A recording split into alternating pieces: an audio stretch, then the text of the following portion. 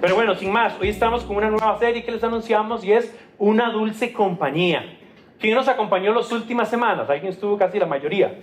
Buenísimo. Las últimas semanas estuvimos en una nota un poco más tensa, más oscura.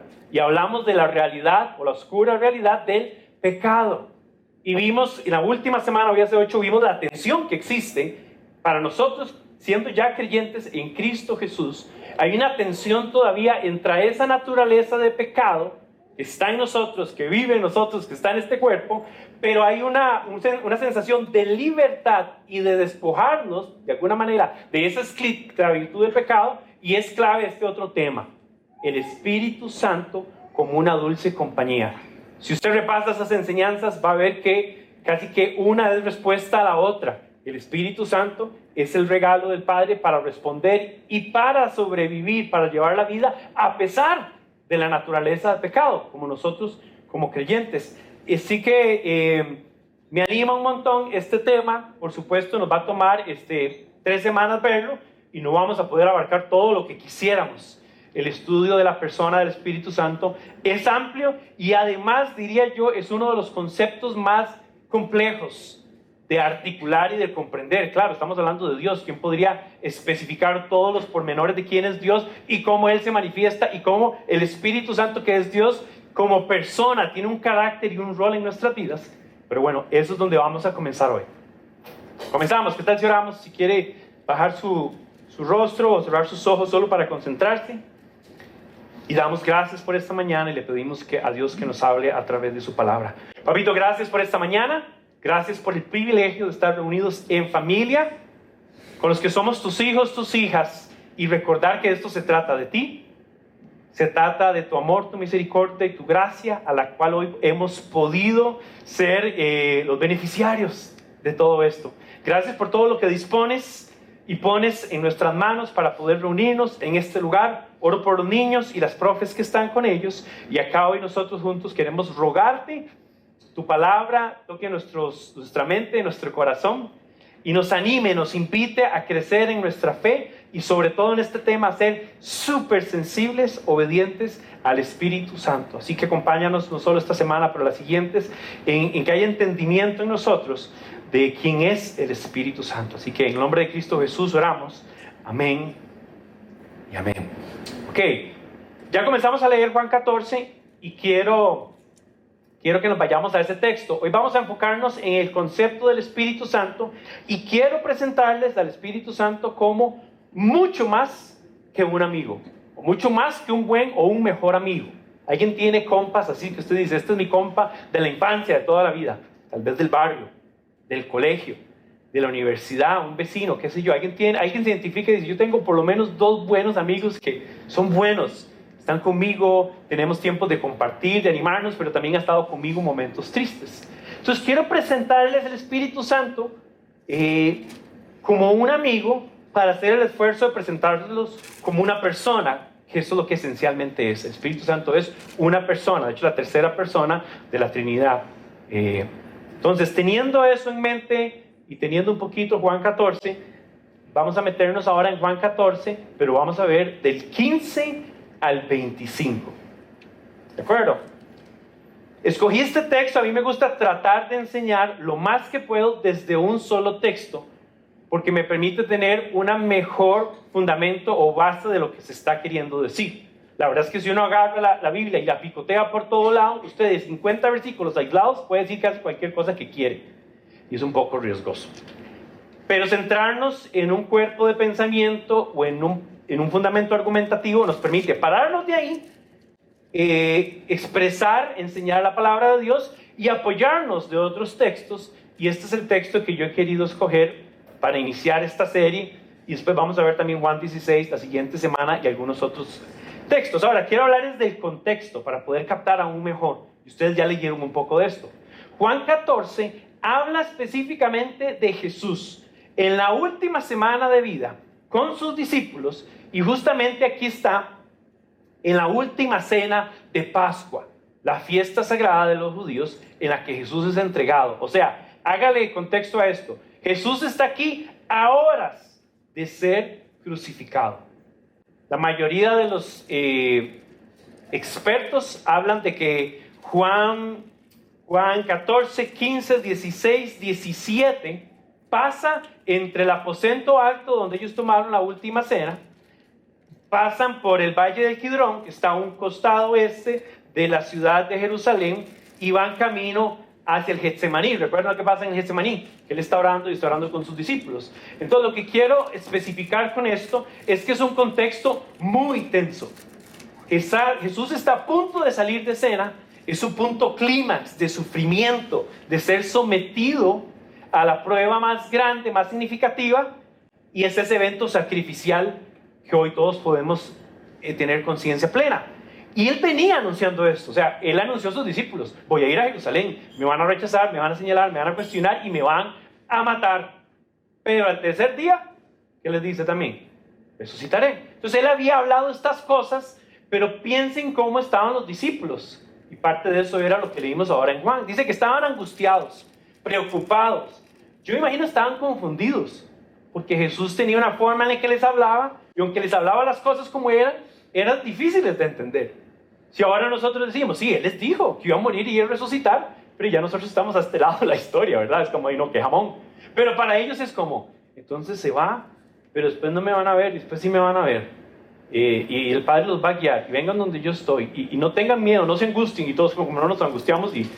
Entonces era una tensión, una angustia, una ansiedad probablemente. Hay varias emociones que los discípulos están sufriendo. Hay una angustia, hay una agonía por la que están pasando, y además van a ver un acto tremendamente fuerte, chocante. Recuerde que al final los discípulos huyen, se esconden, y pareciera que el texto nos indica que el único que está ahí más cercano es Juan, que es por cierto el que nos da este registro histórico. Los demás me imagino que estuvieron ahí detrás de la gente y viendo, pero fue un momento muy tenso. Y además tomando en cuenta que Jesús es aquí su gran amigo, su gran maestro. Ellos tienen convicción de que este es el Hijo de Dios enviado. Convicción tal vez no plena, pero claridad de que las palabras de este hombre, las obras de este hombre, son un atestado de lo que él dice de él mismo es cierto. Y están a punto de ver el acto más sublime, más fuerte también, hasta postraumático diría yo, de ver a su amigo ahí dar su vida sacrificialmente. ¿Están conmigo? Ya tienen como la imagen. Todos usaron su mente glorificada para imaginárselo. Entonces, ¿qué vamos a hacer? Vamos a leer este texto y vamos a verlo como por varios lentes, en varias capas. Y quiero usar esas capas para poder desarrollar el tema. Lo leemos. Dice: si ustedes me aman, obedecerán mis mandamientos. Y yo pediré al Padre, y Él les dará otro consolador, para que los acompañe siempre, el Espíritu de verdad, a quien el mundo no puede aceptar porque no lo ve ni lo conoce. Pero ustedes sí lo conocen porque vive con ustedes y estará en ustedes. No los voy a dejar huérfanos, volveré a ustedes. Dentro de poco el mundo ya no me verá más, pero ustedes sí me verán. Y los discípulos. Imagina, qué complejo. Y porque yo vivo, también ustedes vivirán.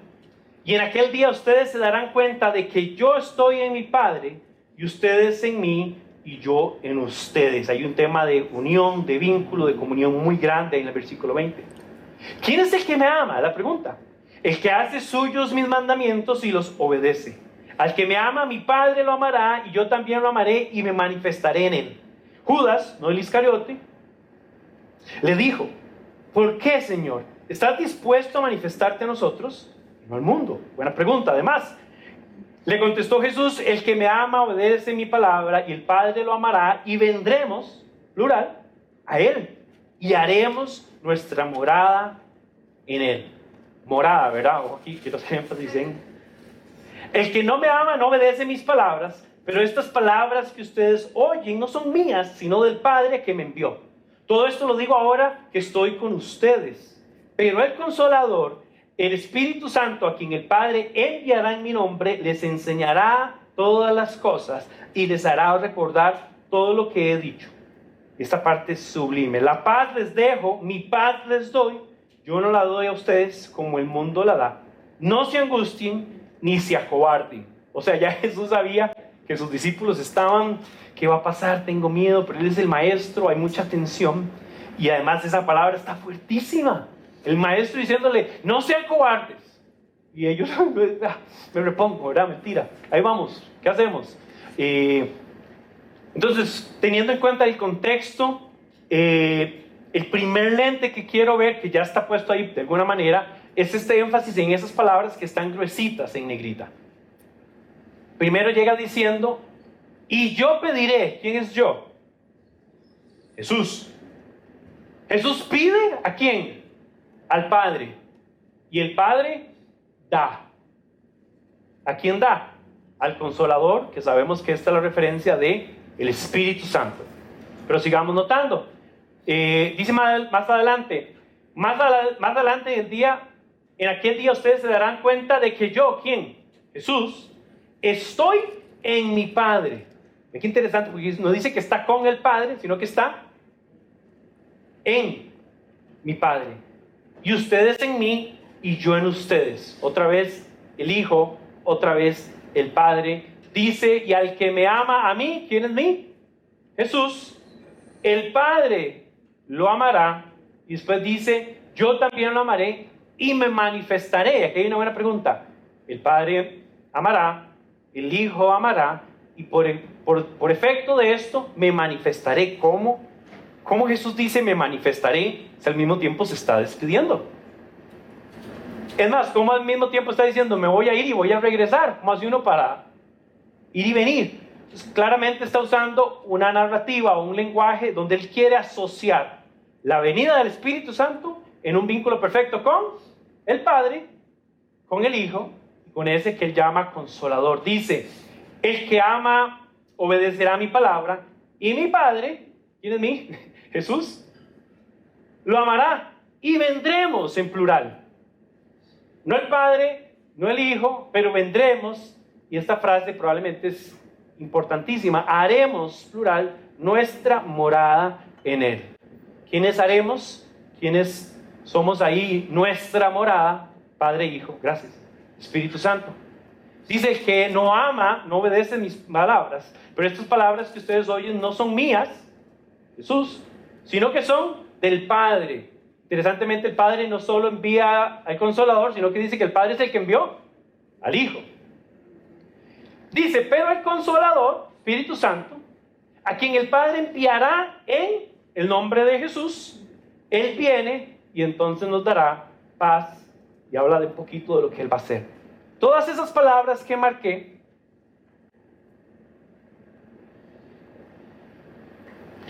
las marqué para hablar del tema de cómo Jesús introduce el Espíritu Santo con un estricto vínculo entre el Padre, el Hijo y ahora un tercer personaje. Interesantemente, el Espíritu Santo siempre ha estado presente, pero Jesús aquí lo está introduciendo de una manera más personal, como si estuviera introduciendo una persona que entra, que viene, que mora, que está y que tiene una actividad propia. Entonces el hecho que Él diga ayudador o consolador y lo separe de ellos, habla de eso.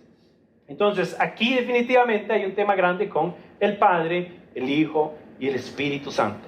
Y aquí quiero meterlos en un trance y irnos a una dimensión espiritual. No, mentira. Cuidado con esas palabras, es broma. Que aquí nunca nadie entra en ningún trance de nada.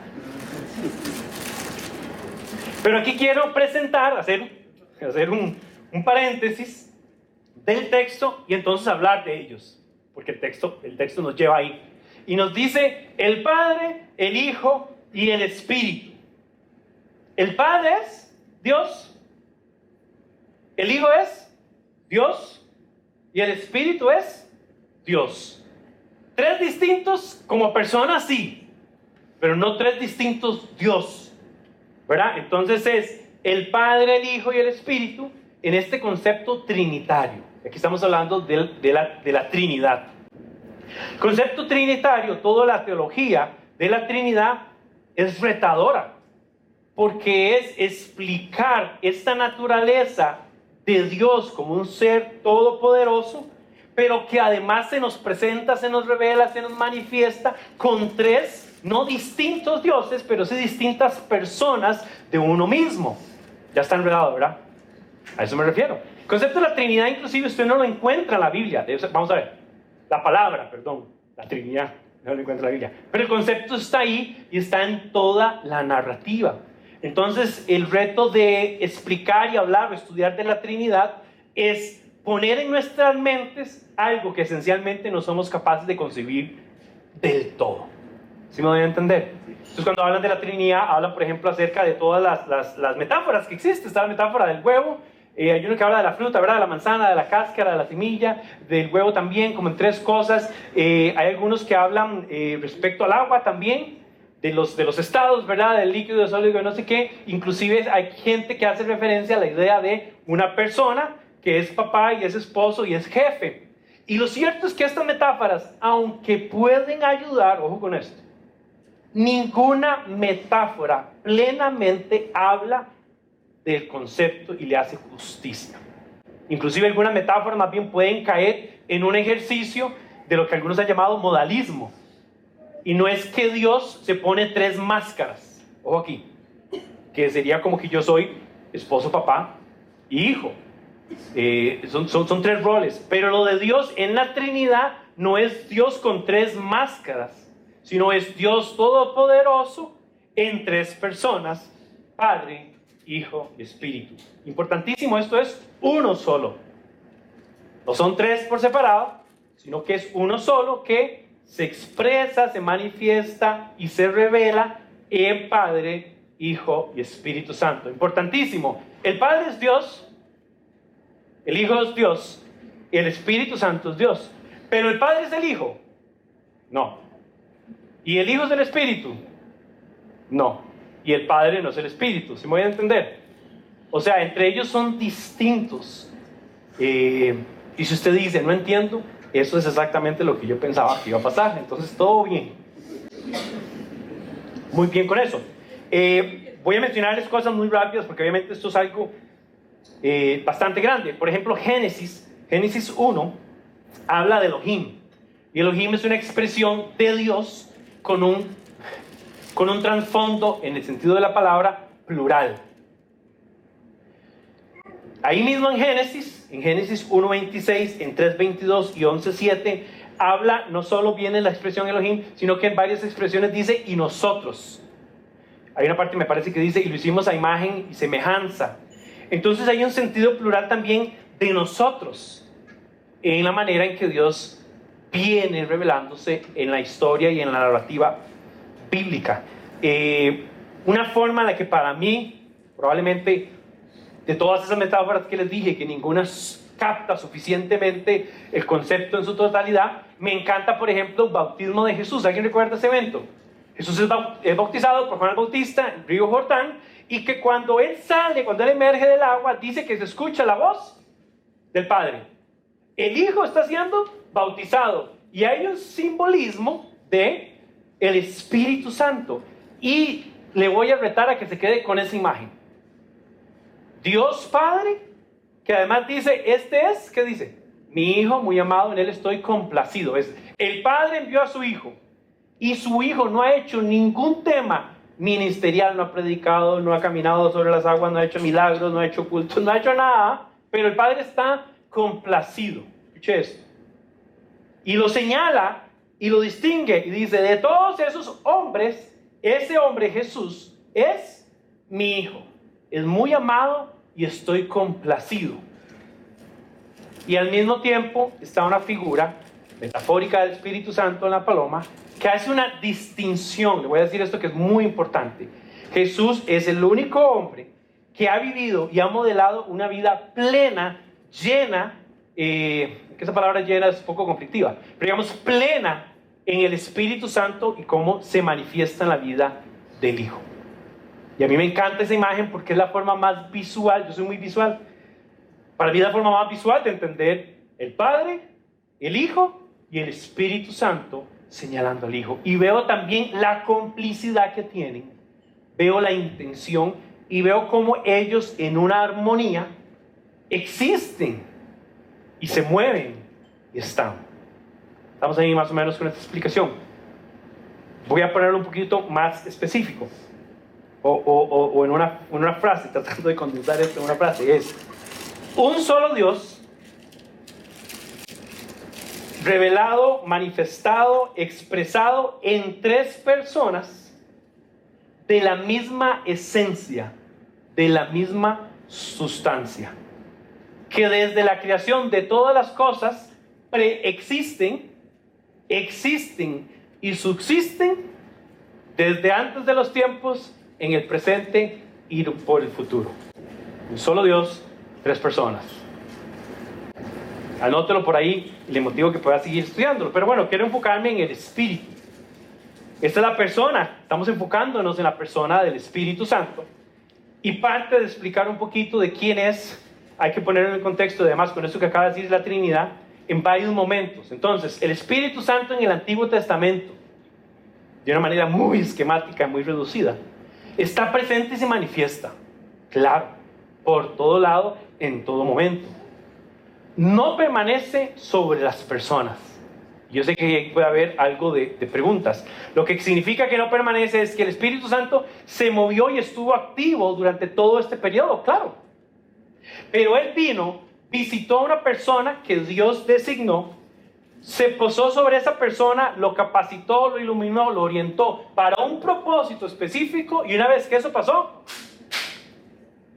bueno, aquí estoy haciendo de paloma, pero digamos que fue como fuera, se fue. ¿Quiénes? Los profetas. ¿Quién está revelando? Padre está revelando. El Espíritu está sobre esta persona y está hablando. Y algo muy importante es que el Espíritu está en función de la revelación del Mesías. Eso es clave de entender. Entonces, ¿está presente? Sí. ¿Está presente como está presente ahora? No. Porque estaba en momentos específicos, circunstancias específicas, todo asociado con el plan de la narrativa, el plan salvífico en el que Cristo es medular, es central. Pero bueno, vámonos al otro lado, el Espíritu Santo en el Nuevo Testamento. Y aquí más que Nuevo Testamento debería poner Nuevo Pacto, entiéndase, Nuevo Pacto también. Igual, está presente y se manifiesta en todo creyente nacido de nuevo. Y esto es una distinción grande con respecto a aquello. Entonces la pregunta lógica es, ¿pero por qué aquí está presente, constante, permanente y allá no? Bueno, es que aquí ahorita les voy a presentar lo que sucede, pero es que aquí está la obra de Cristo culminada y nos otorga esta realidad. ¿Se entiende? Es permanente en la formación del desarrollo de la vida del creyente. Dos momentos históricos, uno presente para nosotros, uno antiguo, y los dos momentos, el Espíritu está plenamente activo, operando, pero viéndolo de la antigüedad, o sea, de la antigüedad hacia Cristo, señala a Cristo. Esto es importantísimo de entender. El Espíritu está allá, está operando, se está moviendo, está revelando, está orientando, está capacitando. Hay un texto en Éxodo donde habla que el Espíritu vino para aquellos, creo que usa la palabra artistas, tal vez Edwin se va a acordar que usa la palabra artistas, que se iban a encargar de todos los instrumentos de oro y todas las herramientas. ¿Quién inspiró a esos artistas? El Espíritu Santo. ¿Por qué? En función de lo del templo. ¿Y el templo de quién habla? Señala a Jesús, así con todos los profetas. Entonces, del pasado el Espíritu llega y dice, les anticipo que viene. ¿Quién viene? El Mesías. ¿Y qué va a hacer? Esto y esto y esto. ¿Y cómo sabremos qué es Él? Por esto y esto y esto. El Espíritu Santo le habló a Juan el Bautista y le dijo, por sobre el que veas posar el Espíritu y permanecer, es ese. Y Juan el Bautista da testimonio de esto, está en el primer capítulo de Juan. Pero al otro lado, el Espíritu Santo tiene la misma función, pero apuntando a lo que ya es consumado en Cristo. Y algo magnífico de la persona de Cristo es que está presente, el Espíritu Santo está presente y se manifiesta en toda la vida y ministerio de Jesús. Está en función del cumplimiento de Jesús como Mesías. Por eso se habla de que Jesús cumple todas las profecías, claro. Y es el modelo de amor y obediencia al Padre, que no sé si lo notaron, pero estas dos palabras aparecieron un par de veces en el texto. Amor, el que ama, obedece mandamientos. El que dice que ama, obedece, ama, obedece. Y entonces eso nos ayuda a entender que el Espíritu Santo, Dios, la tercera persona de la Trinidad, ha estado presente en toda la narrativa, activo. Pero hoy más que nunca usted y yo podemos experimentar su trabajo y su obra en nosotros como la de un muy buen amigo, como uno que usted no ha llegado a conocer, que es este gran amigo, el Espíritu Santo. ¿Están conmigo ahí? ¿Sí se entiende un poquito? Esta es la introducción. Entonces, cosas importantes de entender ahí. Por ejemplo, todo lo que Jesús hace en cuanto a sus obras. Esto es una pregunta con trampa. Todo lo que Jesús hace en sus obras es la propia capacidad de Él de hacer milagros y prodigios, o es la persona del Espíritu Santo plenamente actuando en su vida en momentos específicos en los que además con armonía está trabajando en función con el Padre. A o B. B, claramente, gracias. Me le dan un chocolate Reina, tío. B. Pero ve qué curioso, porque es un pensamiento tradicional que la gente piensa que Jesús tenía polvito mágico y lo sacaba de la bolsa y ya caminen, corran y todo. No, Jesús es la máxima expresión, modelo de alguien que está sujeto al Espíritu Santo y camina y manifiesta lo que tiene que manifestar en el Espíritu Santo. Que esta es la otra cosa que me encanta de esta analogía también, volviendo aquí. Habla de un equipo maravilloso, una armonía, una sincronía de la que usted y yo podemos ser partícipes. Esta es la cosa que me encanta, y está en el texto esto, ¿verdad? Jesús dice, para que yo estoy en el Padre y que el Padre está conmigo y ustedes estén conmigo y con nosotros. ¿Cómo es posible? Es posible por la realidad del Espíritu Santo, que no son tres, sino que son uno. Ay, voy a volver aquí. Y ese es el que estamos estudiando. Y así salimos de este trance y volvemos al texto. ¿Está bien? Entonces, número uno, el Espíritu Santo, tercera persona de la Trinidad. Pero aquí quiero que se pongan otro lente que tiene este color anaranjado. Y aquí, ya que sabemos que estamos hablando del Espíritu Santo, queremos ver cómo el texto me describe a esta persona, a este buen amigo. Y dice que Jesús pide al Padre y el Padre envía. ¿Y a quién envía? Y esta expresión es importante entender. Envía a otro consolador. Que la primera pregunta que debemos hacer en este texto es, ¿cómo otro? ¿No es el primero? La respuesta es no. Y aquí la expresión de otro consolador es recalcar de que ya Jesús, en un sentido, fue ese primer consolador.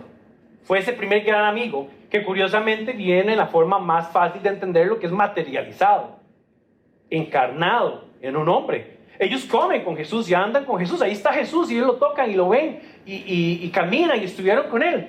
Entonces la referencia, lo que quiere empujar a entender es que el concepto es que el Espíritu Santo es uno como Jesús, que además refuerza la idea que es de la misma esencia, de la misma sustancia de quien es Jesús. Les presenta, les introduce uno que dice consolador. La palabra que usa en griego para la palabra consolador es parakletos, que significa ayudador, alguien que asiste a alguien.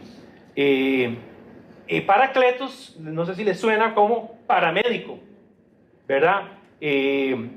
Este prefijo para es alguien que está al servicio de algo más.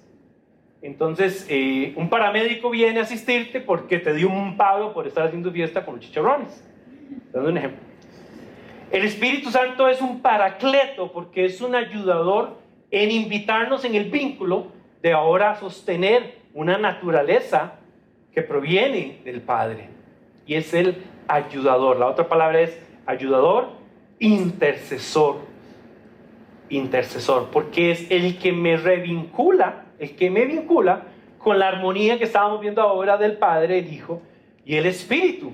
Entonces, varias cosas contundentes que podemos decir aquí es, no hay comunión entre el hombre y Dios, sino es que el Espíritu Santo vino a impartir vida en tu vida, vino a vivificar tu alma.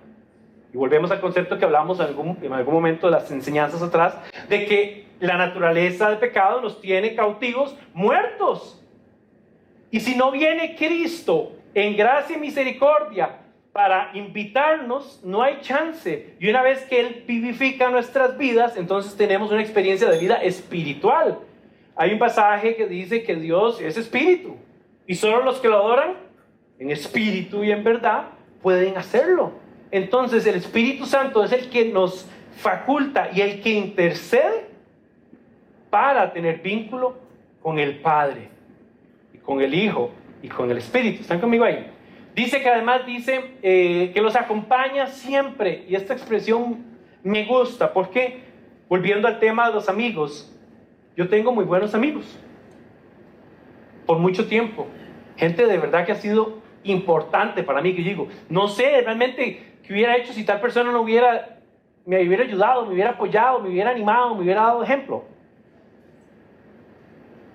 Pero no importa qué tan bueno sea tu amigo o tu amiga, mentira que ha estado siempre. Hay momentos en los que yo he deseado que esos amigos estén y no están, porque yo estoy lejos, porque estoy solo, o estoy en una circunstancia que es muy mía, muy íntima, muy personal. Y algo que me encanta de este ayudador, es un ayudador no de domingo, no de culto, es un ayudador de siempre, siempre. En la mañana, en la tarde, al levantarnos, al acostarnos, el ayudador permanece con nosotros.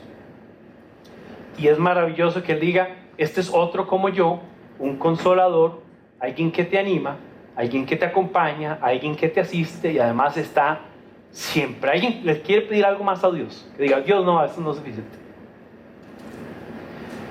Dice que Él es el Espíritu de verdad, que es un concepto que Jesús también lo usa para referirse a Él mismo.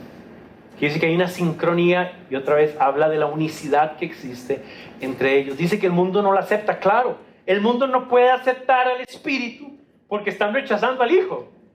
Cualquiera que rechaza al Hijo, por defecto está rechazando al Espíritu, porque es uno como Jesús.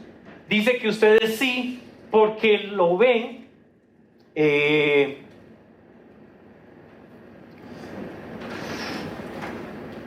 Me perdí, o sea, para buscarlo aquí. Sí, dice que no lo reciben porque no lo ven ni lo conocen, pero ustedes sí lo conocen porque vive con ustedes y estará. La pregunta es, ¿cómo es que lo van a reconocer si vive? ¿Quién vive? El que está viviendo con ellos, ¿quién es? Es Jesús. Y hace un paralelo de el que me recibe a mí, el que me conoce a mí, lo va a recibir y lo va a conocer a Él. Avanza un poquito más aquí y dice, pero el Consolador, el Espíritu Santo, a quien el Padre enviará en mi nombre, les enseñará todas las cosas. Voy a ir aquí bien rápido. El Espíritu Santo, el texto me lo muestra como un consolador.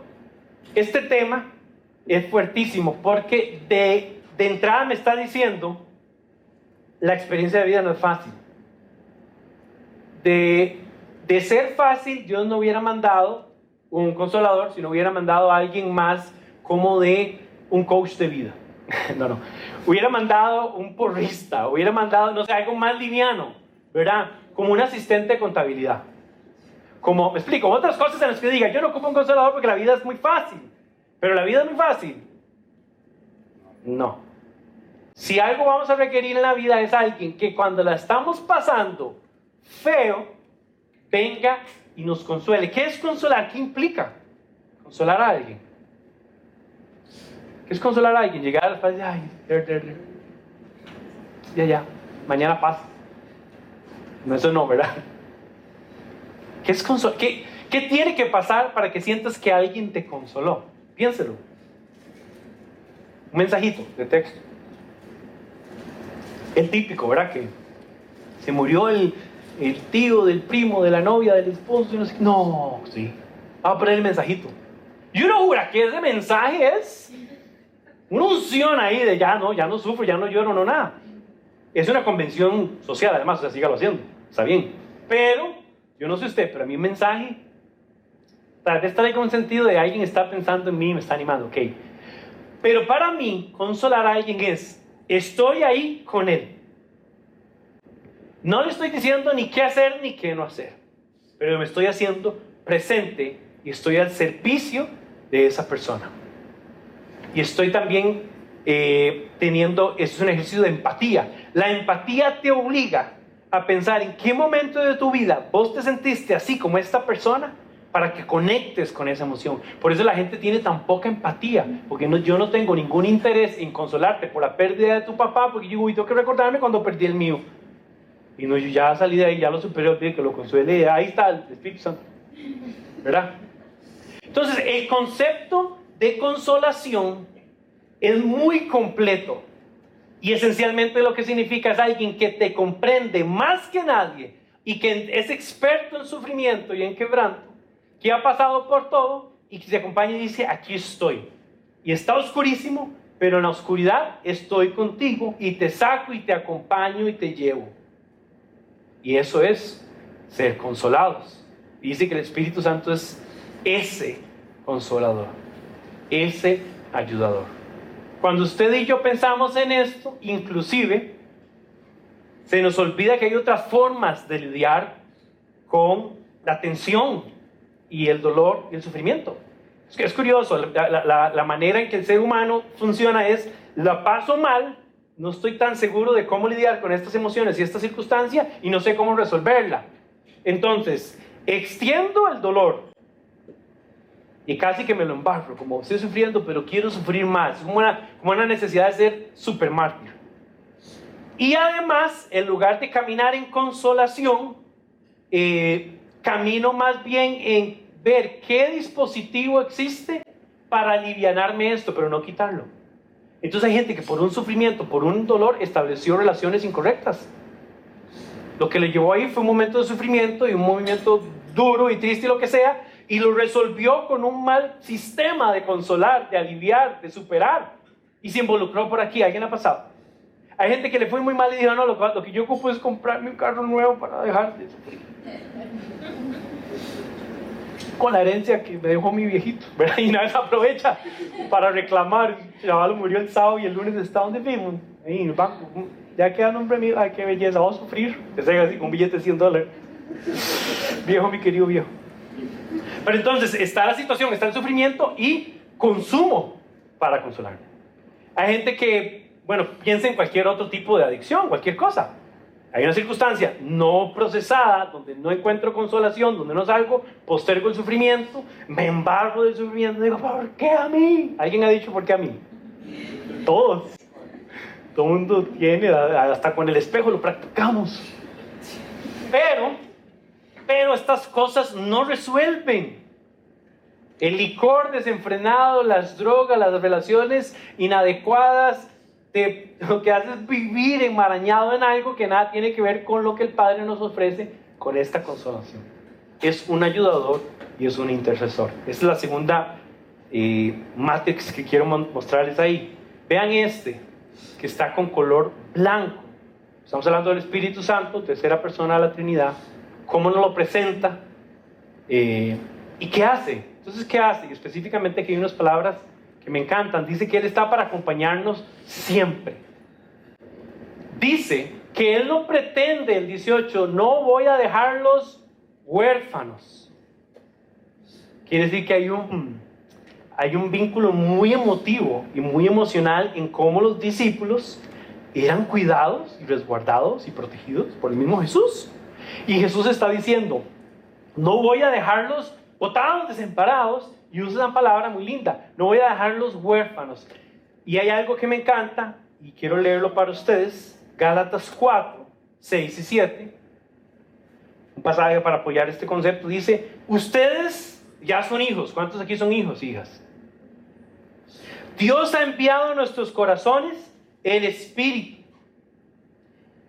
Y dice que el Espíritu de su Hijo que clama, Abba Padre, así que ya no eres esclavo, sino hijo. Y como eres hijo, Dios te ha hecho también heredero. Una cosa que el Espíritu Santo en nuestra vida viene a hacer, que es importantísimo, es que viene a afirmarnos en quiénes somos con el Padre delante del Padre. Y el Espíritu Santo dice, Abba Padre. Clama por nosotros, o sea, intercede por nosotros. Nos recuerda que yo pertenezco, tengo un Padre, tengo una identidad. Y ese tema, por cierto, es importantísimo. Dice que viene para vivir con nosotros, convive con nosotros. Dice que viene para estar en nosotros en el sentido de que es el Padre y el Hijo en armonía con el Espíritu. Y esta palabra que les decía anticipadamente, que dice, y al que me ama, mi Padre lo amará, y yo también lo amaré, y me manifestaré en él. Y voy a interpretar esto, voy a poner comillas aquí, porque puede ser algo alegórico, pero Diego dice, no la Biblia, ojo, que me manifestaré es, en mi concepción de entenderlo, es el Espíritu Santo en nuestras vidas. Hay gente que añade al me manifestaré en cosas maravillosas, místicas, con escarcha, con luces y cosas maravillosas. Yo soy un poquillo más simplista, digamos aburrido, llámeme aburrido, gruñón, grinch, todo lo que quiera. Pero para mí la manifestación última, significativa, que requiere mi vida, es que el Espíritu se manifieste en mí en el sentido de que está conmigo. Porque algunos creyentes dicen, es que el Espíritu Santo no se manifiesta. Y yo, bueno, pero ya está, sí ya está, eso es. ¿Y qué querías hacer? Y aquí es donde vienen estos conceptos, y vamos a tratar de abordar estos conceptos en los podcasts que vamos a tener durante estas 3 semanas. Los conceptos el concepto de la llenura del Espíritu Santo, es uno ahí tradicional. El otro es el concepto del bautismo del Espíritu Santo. Y el otro concepto por ahí son los dones del Espíritu Santo. Y es curioso porque estos 3 conceptos se han articulado de una manera de que está más en función de ver qué cosas maravillosas yo puedo hacer con el Espíritu Santo que la esencia de entender quién es esta persona y la obra esencial que hace en mi vida.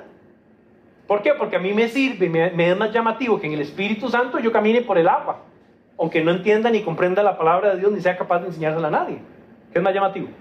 Entonces hay un sentido de que esto místico, espectacular y sobrenatural es la manifestación, y lo que yo estoy diciendo esto es que el Padre te ama y Dios Hijo te ama, y entonces el Espíritu está en tu vida y se manifiesta y está ahí. Ahora, el manifestarse, eso es punto aparte, digamos. El manifestarse creo que puede llegar, y lo digo creo porque es mi experiencia, pero es que yo no puedo enseñarte mi experiencia, sería irresponsable. Pero abriendo este paréntesis que estoy diciendo en cómo lo observo, yo lo he experimentado en mi vida, guardándome, enseñándome y haciéndome salir de unas cosas. Y yo digo, ¿quién me sacó de ahí? El Espíritu Santo, ¿sí? ¿Cómo quién? ¿Me acaba de salvar? Recordándome algunas cosas. Entonces su manifestación, un pasaje por ahí, ¿verdad? Que el Espíritu Santo dice que en su diversidad de formas, en sus múltiples maneras de tratar con nosotros, porque es alguien que está personalmente con nosotros, nos lleva, nos enseña, nos guía y hace un montón de cosas. Pero esencialmente estaré con ustedes, estoy con ustedes. Y ya solo eso debería ser como, es suficiente. Volviendo al contexto de Juan 14 que ustedes leyeron, del 1 al 14. ¿Qué tenían ellos? Preguntas. ¿Cómo que vas al Padre? Y Tomás, ¿verdad? Me parece que le dice, pero ¿y cómo sabremos llegar allá? ¿Cómo sabremos? Espíritu. ¿Y cómo vamos a estar con nosotros? Y tienen preguntas. Y las preguntas son válidas. Cuando uno lee esta porción, responde muchas de las inquietudes que se ven del 1 al 14. Ellos tenían miedo, tenían angustia. ¿Cómo va a suceder esto? Felipe dice, muéstranos al Padre. Y él hace un vínculo trinitario. El que ha visto al Padre, el que me ha visto a mí, ha visto al Padre. Tantos versículos después les dice, y además viene el Espíritu. ¿Qué va a hacer el Espíritu? Dice que les va a enseñar. Y les va a recordar todo. Enseñar y recordar son 2 cosas distintas. Enseñar es impartir conocimiento de algo que se desconocía o de lo que se conocía hasta cierto punto. Y recordar es lindísimo, porque lo que está diciendo es, lo que yo les enseñé eso es tal cual. Y viene el Espíritu que les va a hacer recordar. Entonces es importante. Yo no sé si el Espíritu va a lograr recordarte algo que no has aprendido. Y aquí es donde hay un vínculo importante con la palabra, que hablaba la semana pasada, que abunda en nosotros, en nuestra mente, en nuestro corazón la palabra, que el Espíritu va a recordar y va a afirmar en nosotros. Voy a avanzar un poco más rápido. siempre está con nosotros, afirma nuestra identidad, nos da paz y nos consuela. Y usted dice, digo, pero ¿dónde sacó esos puntos? Bueno, esos puntos están ahí, pero siéndole muy honesto, este es como yo estoy disfrutando mi vínculo y mi relación con mi buen amigo, el Espíritu Santo. Siempre está ahí. Yo estoy de malas, Él está de buenas siempre. Él está ahí. Afirma mi identidad. Nos da paz, que es una cosa, cuando uno tiene 3 hijos.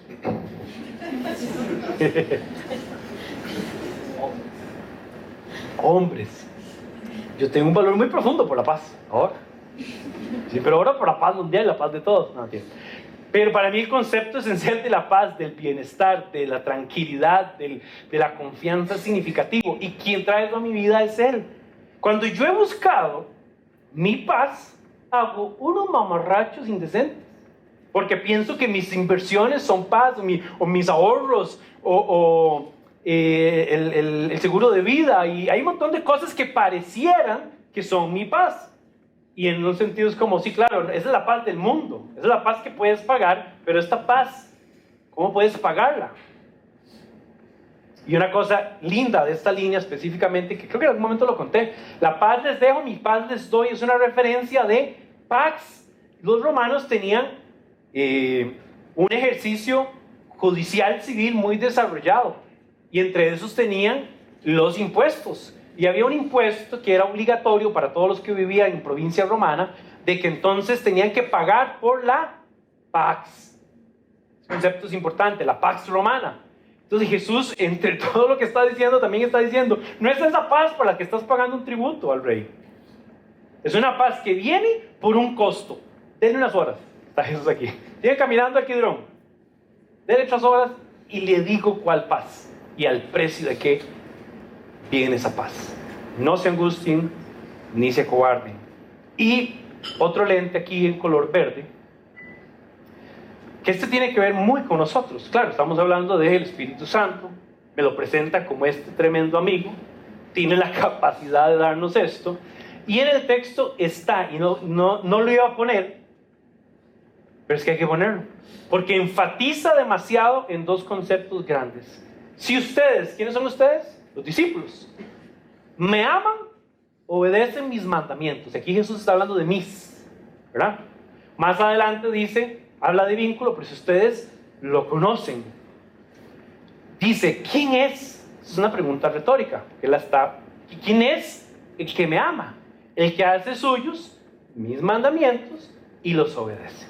Después viene y dice, y al que me ama, mi Padre también le ama, yo le amo y me manifestaré. Dice, el que me ama obedecerá mi palabra.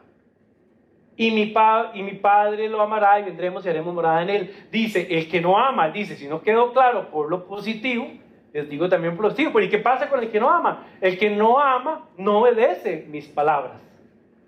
Y aquí además pasa de mis palabras a las palabras que no son de él, sino que son del Padre, y revincula otra vez con todo el concepto trinitario. Entonces, ¿qué voy a decir? Obviamente, que nos corresponde amar y obedecer.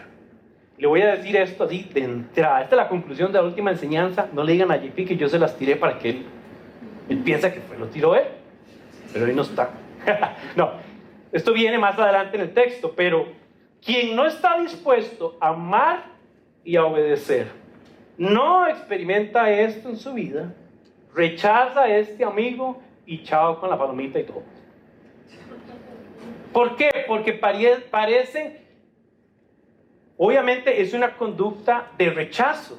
O sea, si él me está dando este regalo y yo no le veo valor, no le veo sentido, no le veo nada, es como que te den un regalo precioso y que digas, ay, mira qué lindo. Entonces, claro que requiere del creyente un sentido profundo de amor y de obediencia. Si no lo que se siente es como un chavalo majadero. ¿Alguien tiene un amigo majadero? Hay gente que cree que el Espíritu Santo es más majadero, pero en el fondo lo que pasa es que tienes un amigo que no has aprendido ni a amar ni a valorar. Entonces te parece majadero. Pero si escuchara lo que dice y lo que implica en tu vida, dirías, no, en buena hora que le haga caso. Y en buena hora que lo guíe. ¿Verdad? haz esto, haz esto. Hay gente que desearía, probablemente hay momentos de nuestra vida donde uno quisiera decir, ok, Espíritu Santo, vea, me voy aquí. Espíritu Santo, vea. Viernes por la noche, ya anduvimos todo el día juntos, ya. Muy rico todo. Pero ahorita digamos, viernes 7 a la noche, digamos, de aquí a la medianoche, ¿por qué no se va a descansar? Ya usted ya me recordó, me enseñó y me acompañó y estuvo muy rico, muy delicioso, todo lo demás. Pero ¿por qué no va? Váyase para la casa, yo llego, voy a ir en Uber, yo le aviso, animando la ruta, yo le aviso, no piense en mí, es que ahí donde yo quiero entrar, a usted no le va a gustar, porque no es ese ambiente el suyo.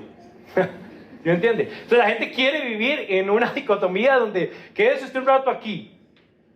Después de este viernes, por ahí el domingo ya lo voy a ocupar que me ayude. Nadie puede disfrutar el regalo del Espíritu Santo no valorándolo, no.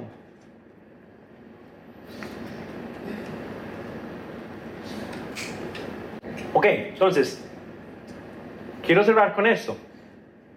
Volviendo al tema, ¿verdad? Que el Espíritu Santo se ha articulado desde una posición muy fantástica y maravillosa y cosas maravillosas y cosas que, vamos a ver, es cierto y lo es. Todo lo que hace el Espíritu Santo es maravilloso. Es Dios mismo. Pero a veces ha habido una idea de... Bueno, les voy a contar para que ustedes me afinen a ver si yo ando mal o cómo está la cosa. Yo me recuerdo con 12, 13 años íbamos a campamentos. Y aquella algarabía, los chiquillos y no sé qué, íbamos a campamentos, de hecho eran multitudinarios.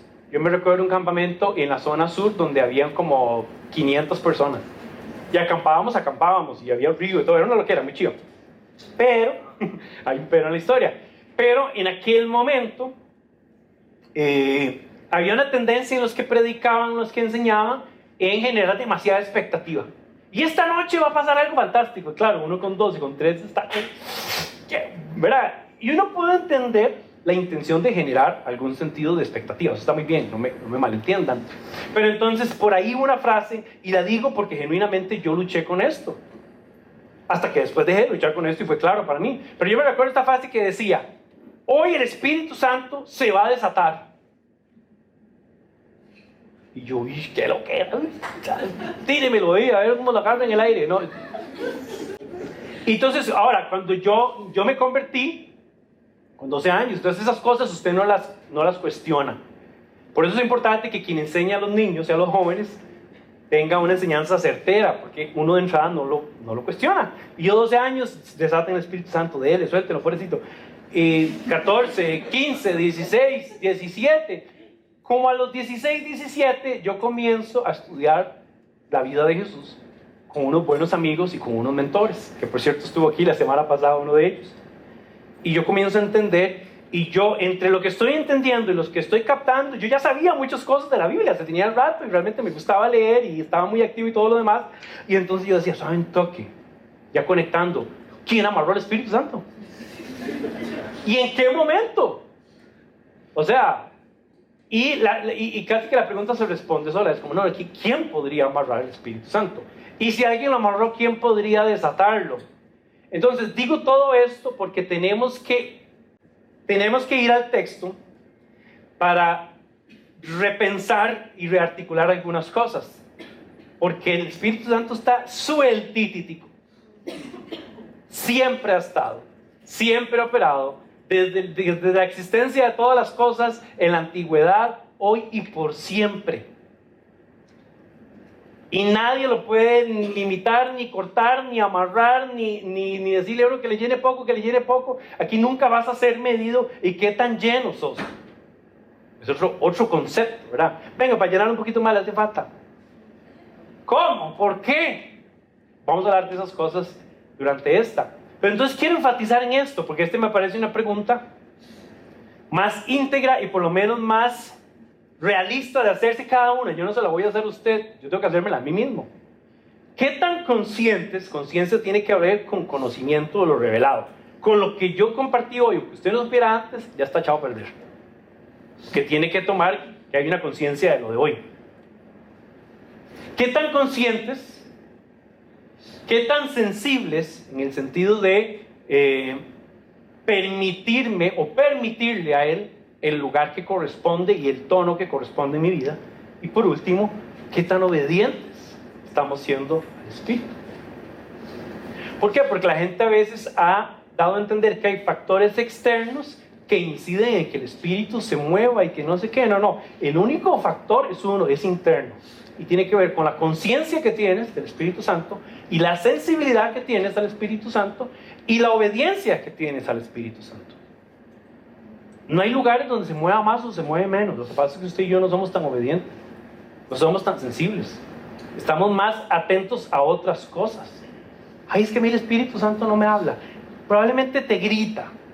Lo que pasa es que tenés la voz del jefe más alta, la de tu esposa, la de tus hijos, las del gurú de las finanzas, el del coach, el de aquello, el del otro, el del televisor, y todas esas voces están amplificadas y el Espíritu Santo te está recordando y te está enseñando, y uno está escuchando a todo el mundo menos al Espíritu Santo que me recuerda y me enseña a Cristo y las palabras de Cristo. El problema es uno siempre, no es el lugar, no es la otra gente.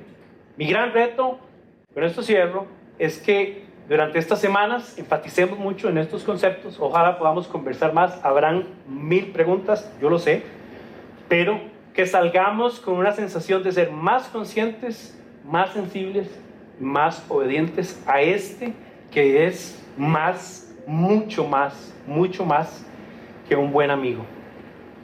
Oramos. ¿Saben que se pone de pie y cerramos juntos en oración?